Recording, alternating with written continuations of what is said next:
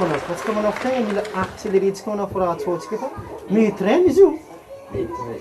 Sady maro ny raha takarantsika amin'ny programantsika mitombo tokony maro. Non sady karaha ty boka acteur-ntsika raiky boka zigny zay hoe raiky principal-tsika igny. Zigny zay izy mety misy tany omboagna zegny izy. Tiako boka karaha tiako resaka passeport mety tsakatsaka hely boka inga. De anao boka mitaditady mouvement izy raha mety mouvement boka igny. Karaha zay. Araky ninazy mety ninazy tokony atao fary izy alefatsika lolo ninazy lefatsika koa. Tara fandamindratsika. So tara fandeha.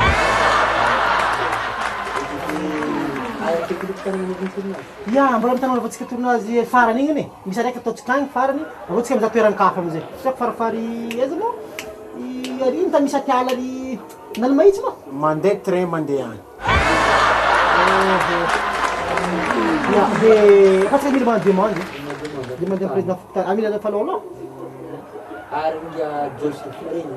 I Joseph fa courant. Mila volagny minga. Courant inga. Karaha fagnaza zigny. Dika fa kontaktia. Zegny ika magnano zegny fa milamindaminy. Fô tokony mandeha train. Epoka za zigny e. Anao ma tsisy tadamana fa ty zara. Hey, izay nagnantso anao avy tagny tsy? Le raha tokony mandeha train.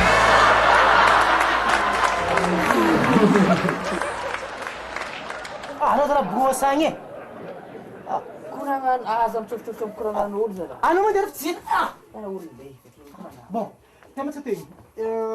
Fokotany. Atsika mandeha mandeha fokotany atsika bonheur parce que misy any alavance.